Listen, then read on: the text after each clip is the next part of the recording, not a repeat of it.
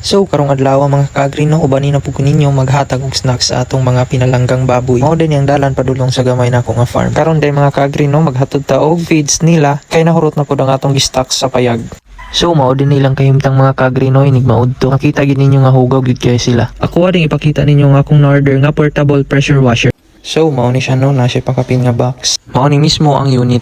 Na pud siya duha ka battery nga lithium ion. Dayon na pud siya bottle para butanganan og sabon. Na pud siya charger, nozzle, ug uban pa nga mga inclusions. Ug mao to mga kaagri no, 2 months na day na akong gigamit diri sa akong gamay nga farm. Gamay ra din ni siya and then gaan ra pud kaayo. Pero makita ninyo kung unsa ka kusog ang yang pressure sa tubig. Dili siya tantong kusog kanang igo-igo ra gud para dili masakitan natong mga pinalanggang baboy. Igo ra jud mawala ang mga hugaw nga nipilit sa panit sa atong baboy. Kung nakaingon ani no, mapadali gid nimo ang imuhang obra. Labi na if daghan na jud kag binuhi nga mga baboy. So kung namuhi kag mga baboy or nangita kag pressure washer, nara sa ubos ang link.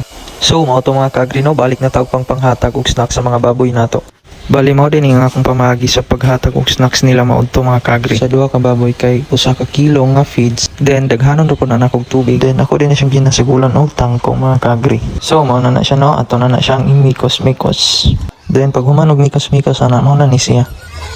Then kung paminaw na ko nga kulang ra ang tubig, ako na siyang dungagan.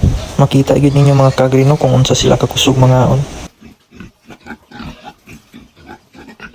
Og diha mga kaagri no, galisod jud ko og hatag sa ilang pagkaon kay gatang jud sila. Og mo to no, natagan ra jud nato sila.